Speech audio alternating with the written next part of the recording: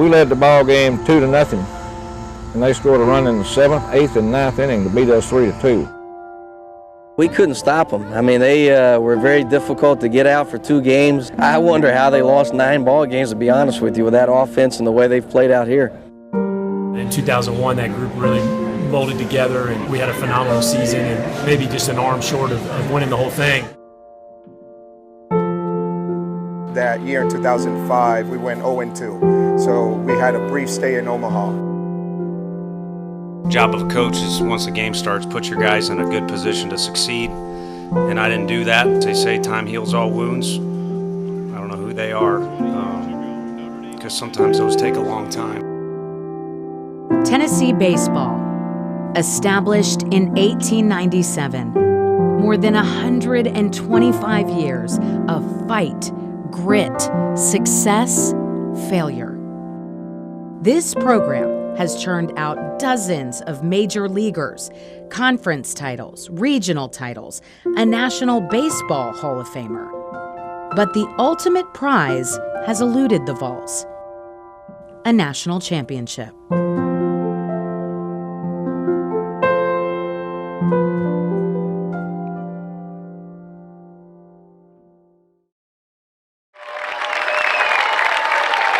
Our program's in a different place. College baseball's in a different place. Coming into the 2024 season, the Vols were ranked in the top 10 in 4 of the 5 preseason polls. The interesting part about this team is that this isn't Coach Vitello's most talented team.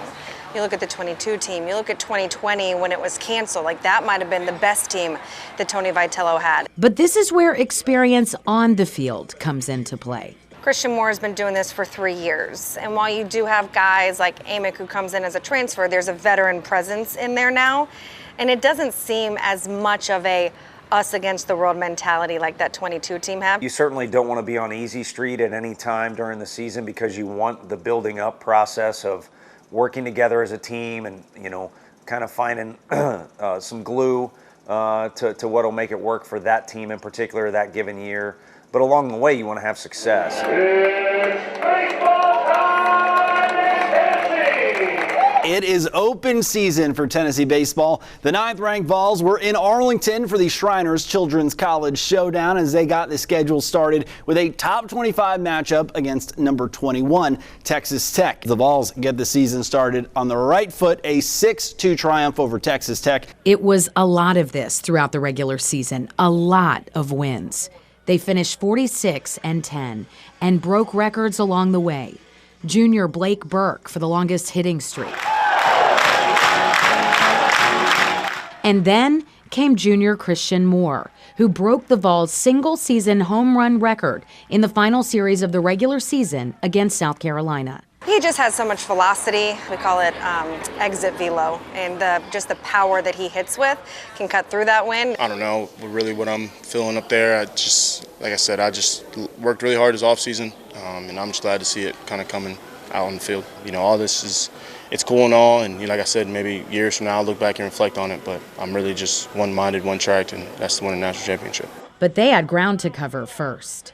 A share of the SEC regular season title officially belongs to top-ranked Tennessee baseball. With the series finale win over South Carolina and Kentucky's loss to Vanderbilt, the Vols become co-champions with the Wildcats on Sunday. I think the eye on the prize is for 24 hours, let these guys be kids, and then, you know, kind of keep tunnel vision on what the next thing is in front of them. And that would be no easy feat. The SEC tournament in Hoover, Alabama. It's a fun place to be at because there's a Dave & Buster's to the left of the hotel. I still have my card from freshman year, and it's connected to a mall with some Chick-fil-A, about every option you can think of, so it'll be fun to go back to Hoover. It was a rocky start south of Rocky Top. Top-ranked Tennessee baseball got its SEC tournament run started on Wednesday night against in-state rival Vandy. It was a battle between the past 2 conference tournament champs, and this one did not go how the Vols hoped. A 13-4 loss to the Commodores, and Tennessee is feeling awfully lucky that this is a double elimination tournament. But the Vols were able to make it all the way to the finals against LSU. Sitting in Hoover for LSU Tennessee for the SEC championship game. Usually when you play LSU, that place is 90% purple and gold. And that place was 50-50. And I know that Tony recognized it, like the impact that they have had and what it means to him to have the support of Big Orange Country. That Big Orange magic, and it worked. It's an SEC sweep for Vol baseball. Top-ranked Tennessee wins the conference regular season and tournament titles for the second time in 3 years, this time with a 4-3 victory against LSU in the conference championship game. If you need to know where we stand, you look at what we were able to survive. First of all, Vanderbilt beat our brains in, but we beat Texas A&M, Mississippi State, and this is the hottest team in the country. So I think kind of what we were able to overcome in this tournament, which you have to do every year to win it, tells you a lot about yourself. Should build some confidence. SEC regular season title? Check. SEC tournament champs? Check. Now, the next hurdle in the journey to Omaha, the NCAA regionals and super regionals. But this time, we were back on home turf.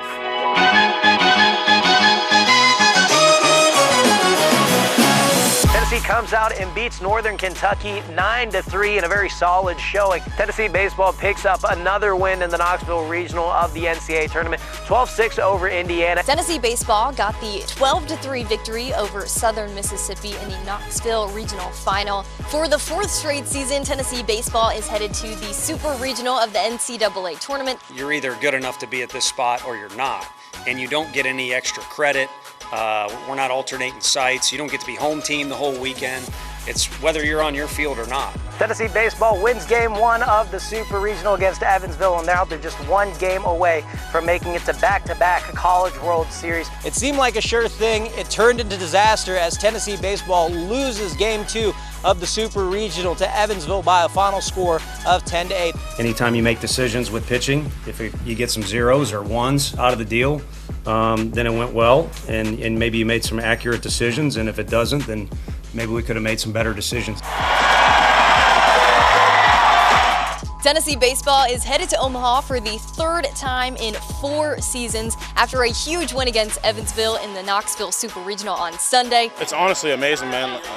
Just being able to do it, on our home turf. Like you said, a couple years ago we fell short, but to be able to do it today, it was definitely something special for us. Being able to have the fans here, they were unbelievable tonight. I mean, this is the loudest it's ever been. This year, just being able to come out here and pitch with this right here on my chest, I mean, it's a dream. Webster's Dictionary, it says success is a degree or measure of achievement, or if you read in another deal online, degree or measure of succeeding. So those 2 words right there, and I definitely ain't the smartest fella, degree and measure means you get a pick. You get to pick what success is, which is pretty awesome. Congratulations to the Tennessee Volunteers for advancing to the NCAA Division I College World Series.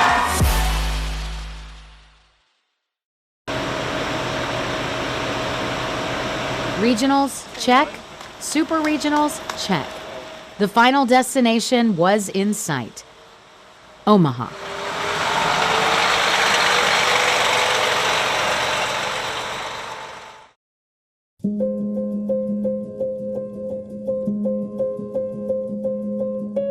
If it was anywhere else, it would not be the same.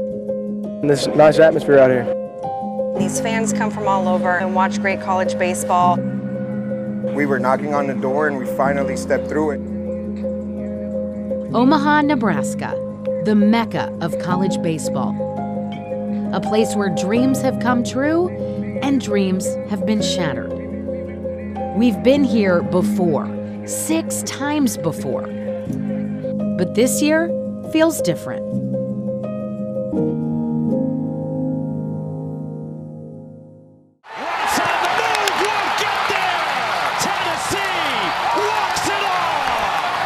It may be the most electric game in Tennessee baseball history. I mean, it's one of those things where they got off to a pretty good start. They were up 4-1 in that game, and you're like, okay, Tennessee taking care of business.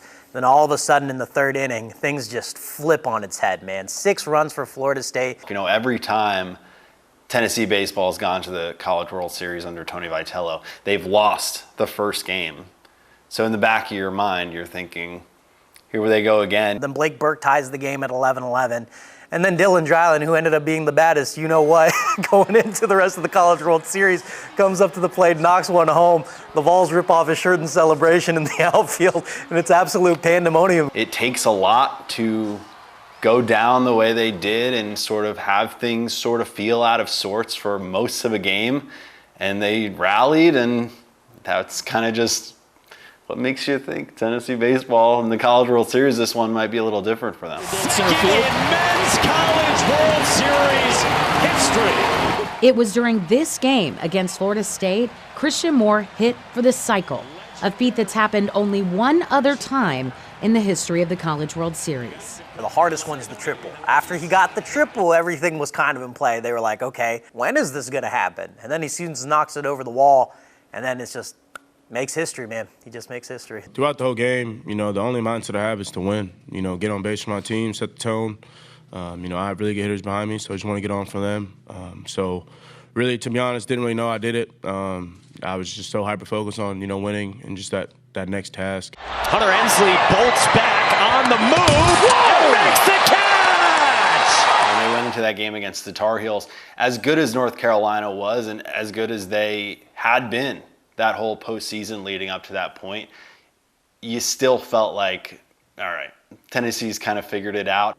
A play that will go down also in Vol history forever is that catch Hunter Ensley makes in center field where he goes crashing into the wall. Kind of sets the defensive tone for the entire game. You hear it as a cliche that people will run through a wall for their team, but Hunter Ensley literally did it. He leaves the eye black out there on that center field padding, and kind of that's a moment when you look back on the College World Series, you're always going to think of that Hunter Ensley catch, and that's something that definitely cemented his legacy.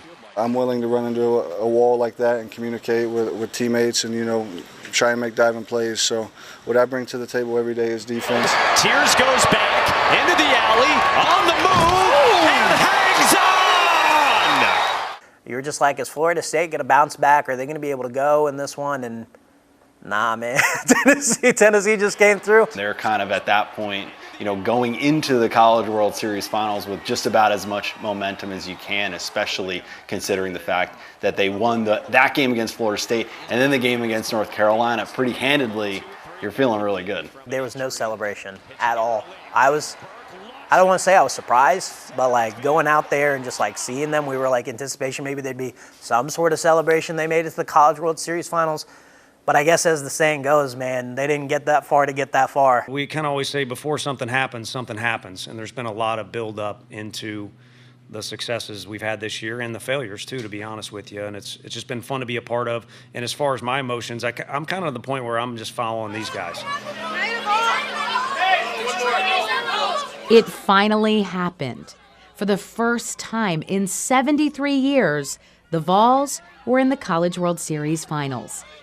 The team gets a break, and the fans get busy in Omaha, the most charming town, the home of Warren Buffett, the Reuben, the best zoo in the country. Our journey in Omaha begins here at the Omaha Zoo and Aquarium. We are in the largest indoor desert in the country, and this zoo has a lot to offer. This zoo is one of the coolest in the world, with 160 acres and 39,000 animals in their care. Oh my gosh, the white-handed gibbons.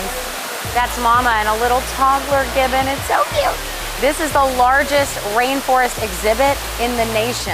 And even at the zoo, everything ties back to baseball. Go Vols! I don't expect to hit any over the fence this time, but also expect to hit 5 over the fence at the same time. So, should be a good day. And if anyone thought playing the game was easy, they were able to give it a swing. Oh God, I'm still terrible at that. Oh. Man. Just as we expected.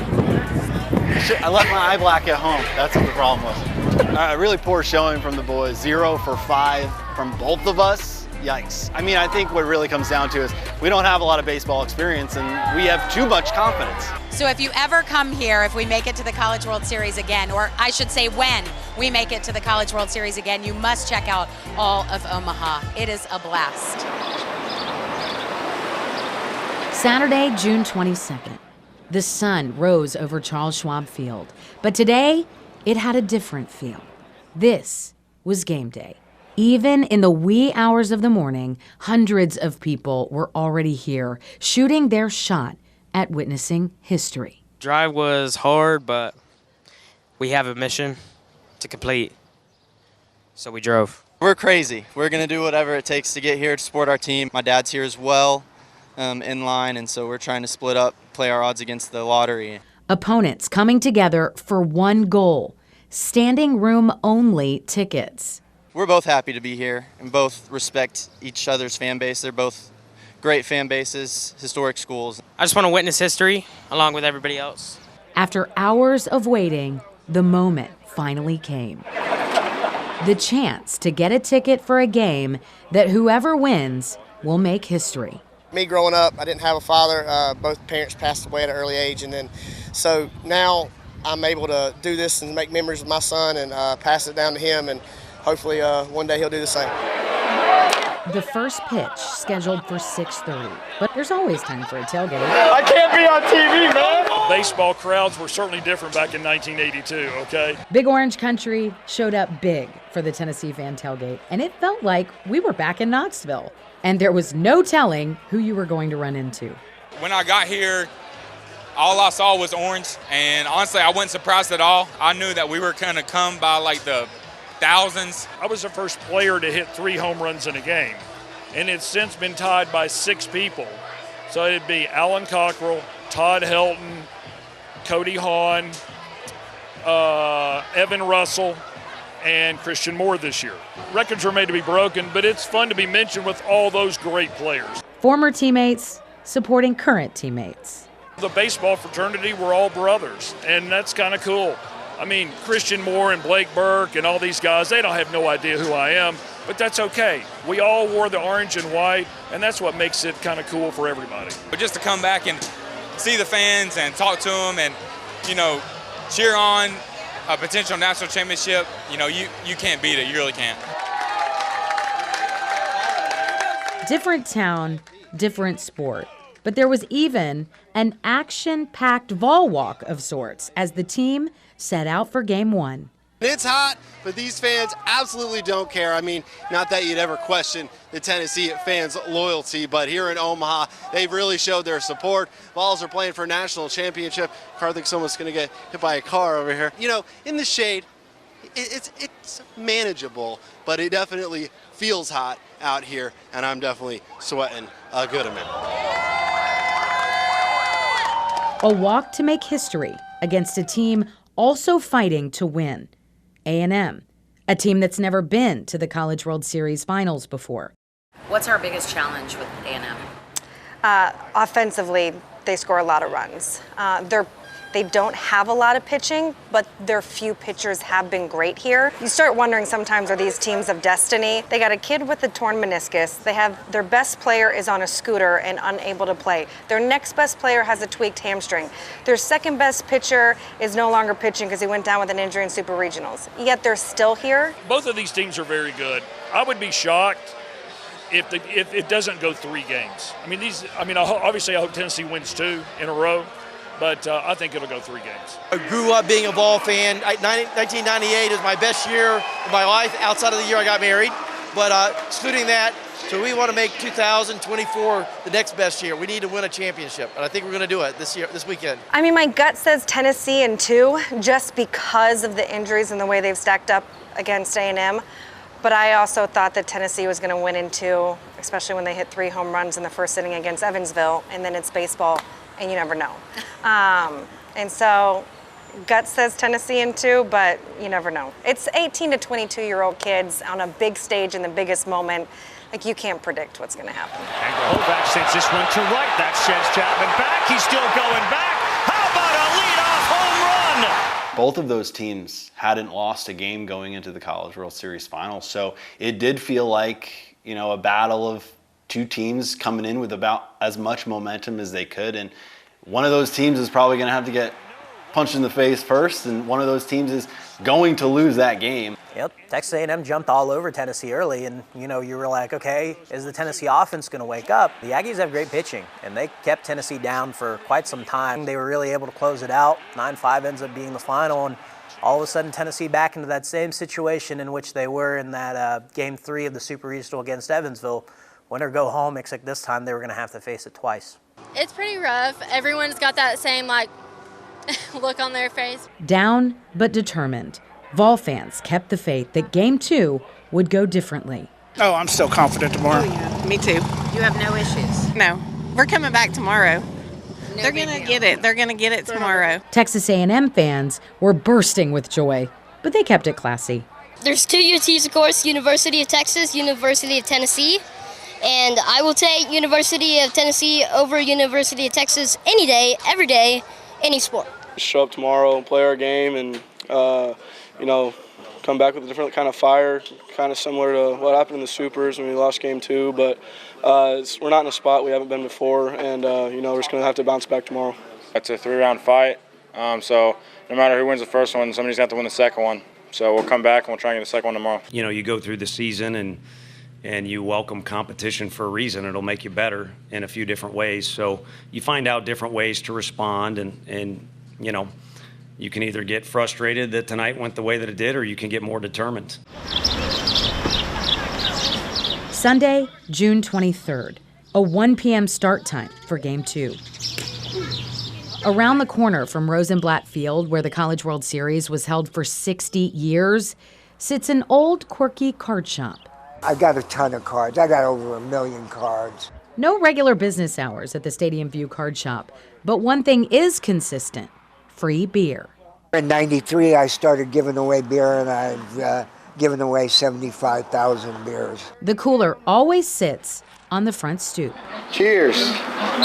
I was actually fortunate enough to play in 2005 here at the College World Series. Michael Rivera came to Stadium View for the first time in 2021, the first time the Vols had a World Series appearance since his year in 2005. I remember we crossed the street, and I asked the gentleman, I said, do you have anything from 2005? And he had our game ticket, the ticket to get into the game. So I took that one home with me to Knoxville. Now he's back. So that's the poster for 2005, the College World Series. So I may have to take that home with me. Rivera knows well how hard it is for a team to make it all the way to Omaha. It's very emotional. I'll tell you what, I think I get a lot more nervous watching them play than I ever did playing myself. And although the Vols were down in the College World Series, he still felt it was Tennessee's year. The experience, I think, with some of these guys for a few years now that they've played under Coach V's program, I think is going to pay dividends for us to finally take one home. That ball is driven to left field. He's watching. Off the first. Game 2 is so interesting because for a lot of that game, they're trailing 1-0. And the whole time, and whether you're in the press box or I'm sure you're in that Tennessee dugout, you're thinking, that team's not going to beat Tennessee 1-0.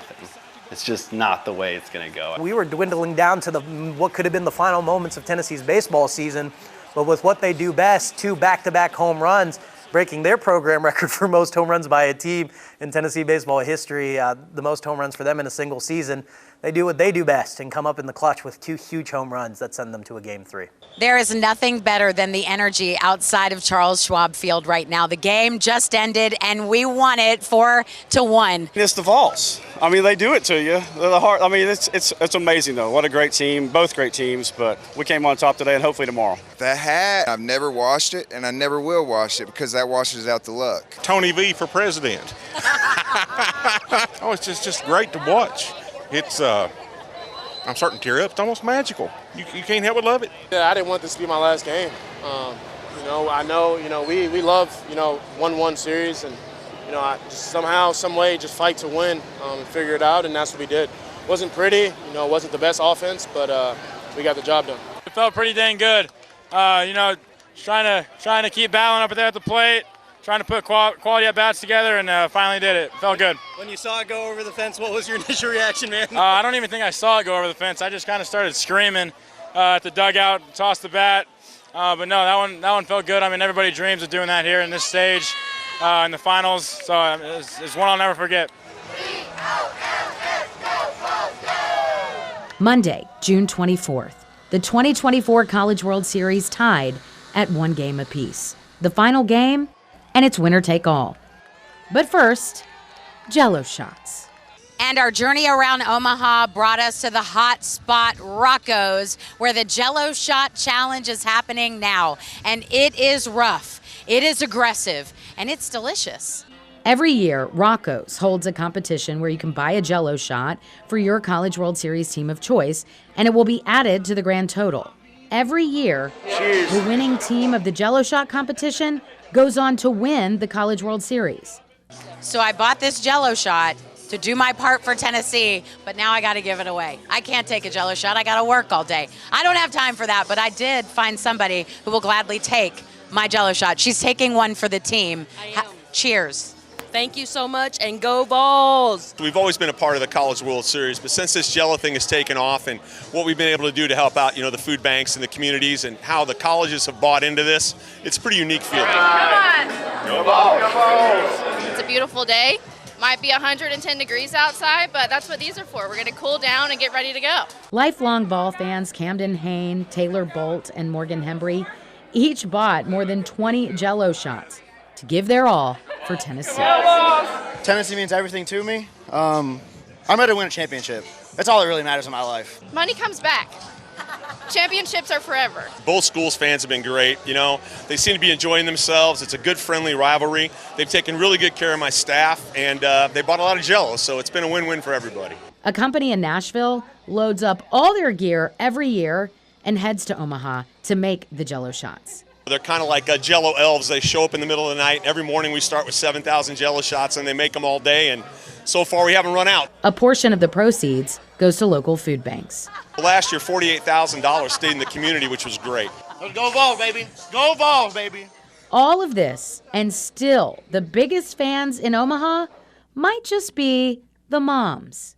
It is their sons, after all, carrying Vol Nation's hopes and dreams on their shoulders. Here with Gretchen Stark and Lindsay Dreiling as they're sporting some of the stylish fits that you see when one of the Vol baseball players hits a home run over the fence. Tell me about this coat. Tell me about the hat. Tell the story.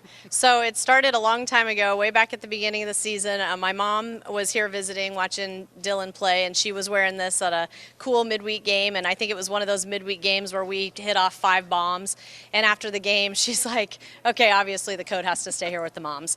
So we left it here with Gretchen, since she lives in Knoxville, and she's kept the coat for us. My mom went ahead and bought the hat and had it sent out to Gretchen, and so now in the stands we have mommy hat, daddy coat, and we all celebrate. How cool is all the attention you guys have kind of been getting with this and starting like your own trend in your own way, the mommy Vols, whatever you want to call it?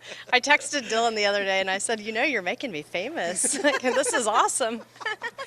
It was funny because Cal, somebody said, Cal, your mom, she's pretty famous. He goes, yeah, I keep hearing she's on more than me.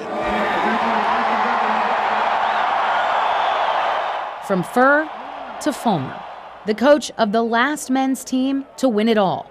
The year all Vol fans harken back to, 1998, when the football Vols brought home a national championship.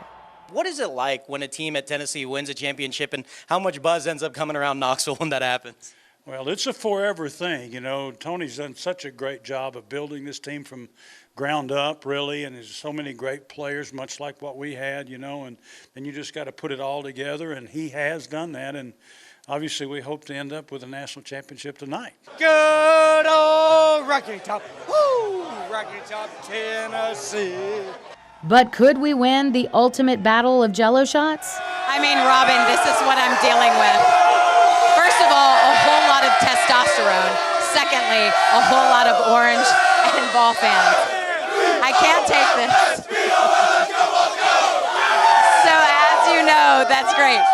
As you know, this is a huge matchup, and A&M is not winning this challenge so far, but we will find out the latest results here soon of who's winning the Jell-O Shot Challenge. We were winning by about 4,000 at noon. Robin, I don't even know if you can hear a word I'm saying at this point, but we are here for this celebration of this party, and we are hoping this energy lasts through the end of the game. And right before first pitch of Game 3, the Vols were up. A pretty solid predictor the Vols would win it all, given Rocco's track record. You can tell it matters, and it matters in football, and it matters in basketball, and now it's mattered in baseball. And so I think that there's this wanting to celebrate finally getting it done. People love this team, the fur coats and the daddy hats, and it's a joy to watch. And so I do think bringing home that one for all of the All-Americans that they had on that 22 team, or the Todd Heltons and the Chris Bergs, and the amount of really good players that they have come through Tennessee baseball, the fact that it's never been done, I think everyone kind of feels like this is the moment that it does. It's about these two teams, and they're both trying to do something they haven't done. It's all about the SEC. I thought Tennessee was going to get the job done. Playing great. They get up 6-1 after that super athletic play by Hunter Ensley at the plate where he dodges the catcher and touches home. One of the other most memorable plays of the College World Series and the College World Series Finals. But lo and behold, in the top of the 8th inning, a couple runs come through for Texas A&M, and you're sitting there and you're like, all right, Tennessee's still in the driver's seat here. It's getting a little tense now. It's funny because it almost brings you back to the first game where Tennessee was trailing and managed to string together a couple of runs. I mean, you don't have to score them all at once, so I think once you see a couple opposing runs across the plate, you're maybe starting to get a little rattled. You're starting to say, okay, it's time to really buckle down. And now it's a one-run game, 2 outs and nobody on, but it's a one-run game from what seemed like a sure thing. Swing and a miss, and for the first time, Rocky Top reaches the mountaintop of college baseball. And then Aaron Combs punches out that final out. And you saw the celebration that happens on the field. Combs and Cal Stark run up and hug each other. Everybody from the dugout immediately runs. Tennessee won their first ever national championship in program history for baseball. Tony, you've been building up this program for years, 3 of the last 4 years making it to the College World Series. You completed it. How good does it feel? It hasn't set in yet. I don't know what's going on at all. I know there's a lot of people, though, that help build things up, including all the people that are still here in the stadium cheering on. So everybody deserves the right to celebrate. You got to fight for your right, and we won the right. You jumped into the stands with the fans afterwards to celebrate. How good did that moment feel? Pretty good. I mean, I'd like to be a rock star, but I can't sing worth the crap. So, Stone Temple Pilots moment right there. It's awesome. It's awesome. I don't know any other word to describe it, right? We've been knocking on the door these past several years, and we've been close, kind of had our heart, ripped out, but you keep fighting, right? You don't say, hey, that was our shot, now, we're never get another shot. You just keep fighting, right? And I kind of live that as a player, and I have a real appreciation for Tony and these players for just continuing to fight and saying, hey, we're doing something right. Let's just keep knocking on the door. Let's keep sawing wood. And good things are going to happen, and it sure did happen tonight in Omaha. Hey, brother. Let's get a pick. Let's get a pick. So excited for Coach Vitello, their entire team. They played this way all year long, but to play the way they did it during the tournament, resilient, competing together. You can tell how much they care about each other. Tonight was awesome atmosphere, a lot of fun watching them play. It's special because you don't get to do this very often, and for him to be at the top of the mountain right now and for what he's done in his time on Rocky Top and get it done here, and he's been knocking on the door, and not only excited for him, but our university, but also as players. What a game. The Vols take it by 1 single run. A&M certainly kept it interesting. And right now, you can see behind me, a lot of A&M fans filtering out. Living up here in Omaha for the last 12 years and going to the College World Series and just waiting on the Vols, waiting on that one moment whenever they can get up here and win it all. It's fantastic. Are you surprised we sealed the deal tonight? No. Vols are always taking it. They've always done it, and they'll do it again in football this year, too. Go Vols! What's this gold chain you have on? It's the Tennessee. You just need to look at the chain and you know what team I cheer for. We came from Knoxville last minute, finished the game, went to all 3, sat in the lottery for 2 days to get tickets. It was a lifetime experience. High five, go Vols, baby! Let's go! What a time. I can't even explain to you what it feels like being here right now. Just absolutely emotional, touching for people. I mean, this is the first time it's ever happened for the Vols, and you can feel that history being made for sure. While Charles Schwab Field quickly went from green and brown to orange and white, Vol fans in Knoxville went wild. How are you feeling? How are you feeling? I I feel great. Let's go, baby. National champions. Let's go. Oh, we're gonna two-peat. We're gonna three-peat.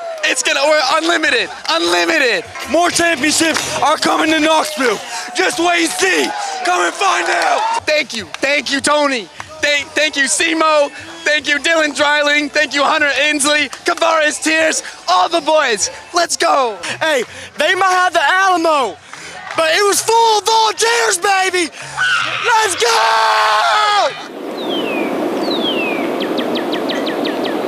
I declare, as mayor of Knoxville, that today, June 25th, 2024, is Tennessee Volunteers Baseball Day.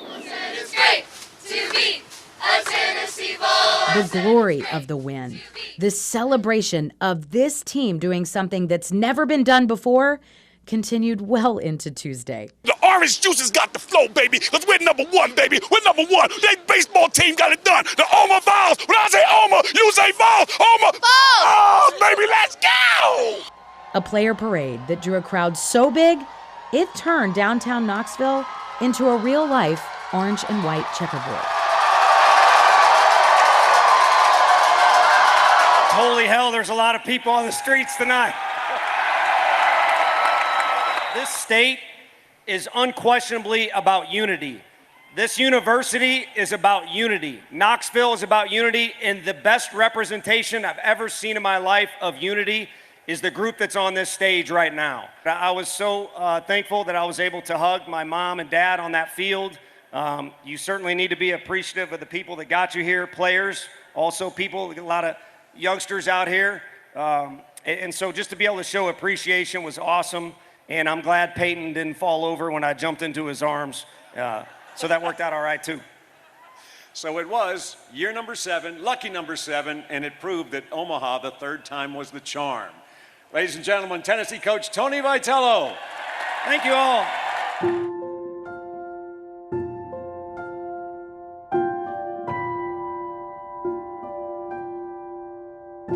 This is unbelievable. This is what we dreamed about. This is what we wanted to do ever since August. All the hard work we put in. We're national champions. To win the SEC championship, win the national championship, and have 60-win years is insane. So, I mean, more than I can ever wish for.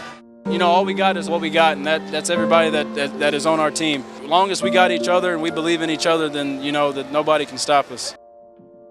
You know, there was just something different about this team, and you knew it coming into the spring that we had the talent to do it, and really glad we were able to pull it off, you know, for the hundreds of teams that had come before us that laid the foundation for this place. Tennessee Baseball. Established in 1897. More than 125 years of fight, grit, success, failure. A team that can finally call themselves national champions.